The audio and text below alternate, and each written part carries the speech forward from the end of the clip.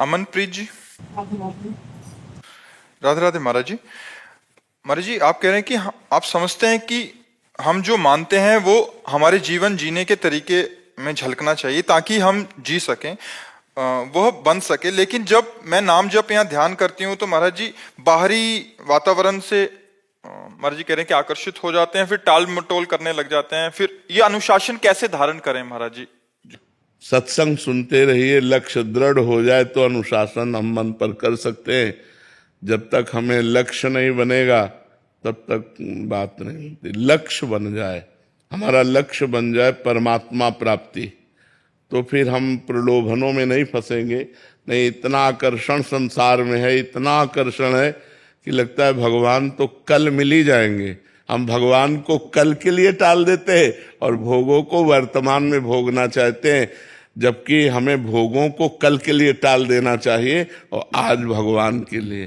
काल करे सो आज कर, आज करे सो अब, पल में परलय होएगी बहुर करोगे कब। तो भगवान को हम इतना सस्ता समझते हैं कि हम कल परसों के लिए टाल देते हैं।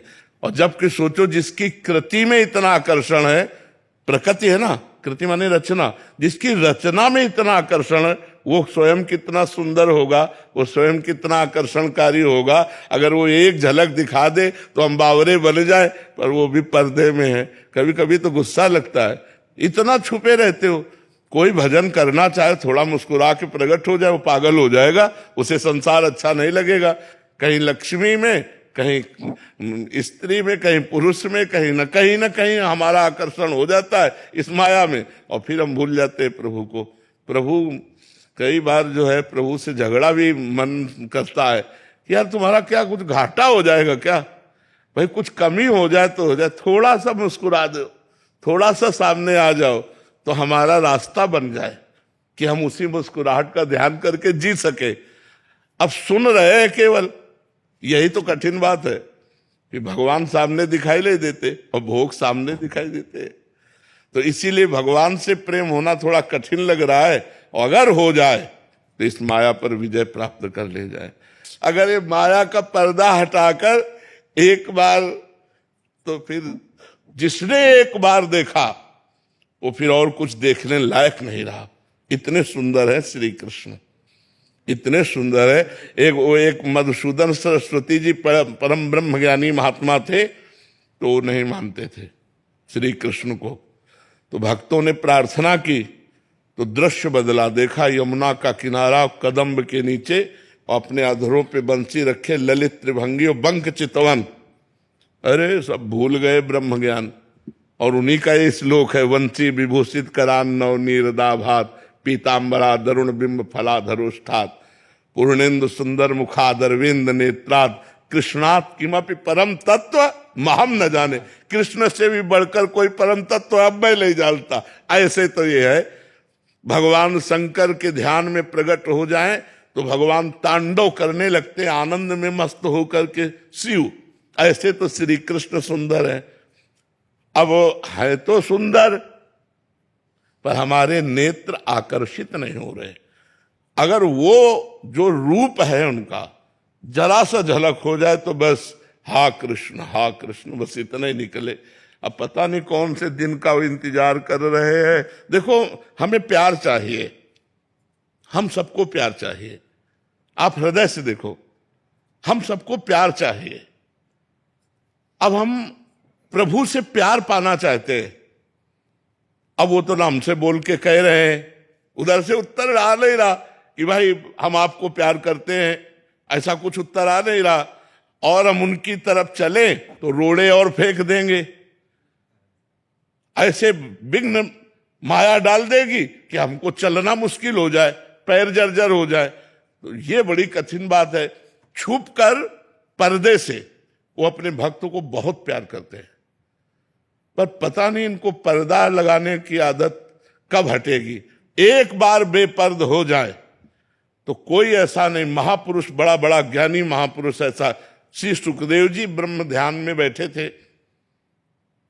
भगवान व्यास देव जी जब ये प्रकट होकर चले श्री सुखदेव जी, तो पुकारा, एक बार भी मुड़कर नहीं देखा, व्यास देव जी की तरफ नहीं देखा। वो श्लोक आता है, यम प्रव्रजेत मनुपेत मपेत कृत्यम द्वैपायनो विरह कातर आजुहाओ पुत्रेति तन्मय तयातर वो भिने दुस्तम सर्वभूत हृदय मुनिमान तोस्मी। हा पुत्र भगवान व्यासदेव जी पुकार रहे, लेकिन सुखदेव जी ने नहीं देखा। अब सोचा कि ऐसे विरक्त परम हंस को श्रीमद् भागवत जरूर यही सच्चे अधिकारी हैं। तो एक श्लोक अपने शिष्यों को रटाया कि जंगल में जाकर गान करना, तुम निर्भय हो जाओगे। बरहा पीडम नटवर बपुः कर्णयोः कर्णिकारम बिभ्रद वासा कनक कपिसम वैजयंतीम च मालाम रंध्रान वेणोरधर सुधया पूरयन गोप वृंदई वृंदारण्यम स्वपद रमणम प्राविशद गीत कीर्ति। इसमें भगवान के नटवर बपु श्री कृष्ण रूप का वर्णन। श्री सुखदेव जी सुनते ही, अब वो तो परमहंस थे, तुरंत वो रूप सामने आया, बावरे बन गए। 18,000 श्लोक भागवत के कंठस्थ किए। तो ऐसा रूप श्री कृष्ण का है, हम उनकी आराधना करते हैं, हम उनको अपना स्वामी मानते हैं, जैसे बनता तैसे उनकी तरफ चलना चाहते हैं, पर इतना आकर्षण उनकी रचना का है कि उन तक पहुंच पाना बहुत कठिन है। कोई कामिनी में गिर गया, कोई कंचन में गिर गया, कोई कीर्ति में गिर गया, कोई सिद्धियों में गिर गया, वहां तक और जो पहुंचा सो निहाल हो गया।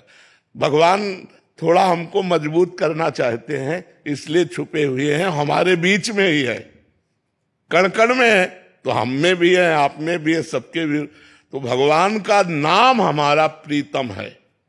रूप तो हमारी पहुंच के बाहर की बात है, लेकिन यदि हम कृष्ण कृष्ण कृष्ण कृष्ण रटने लगे तो नाम है डोरी और श्री कृष्ण है पतंग।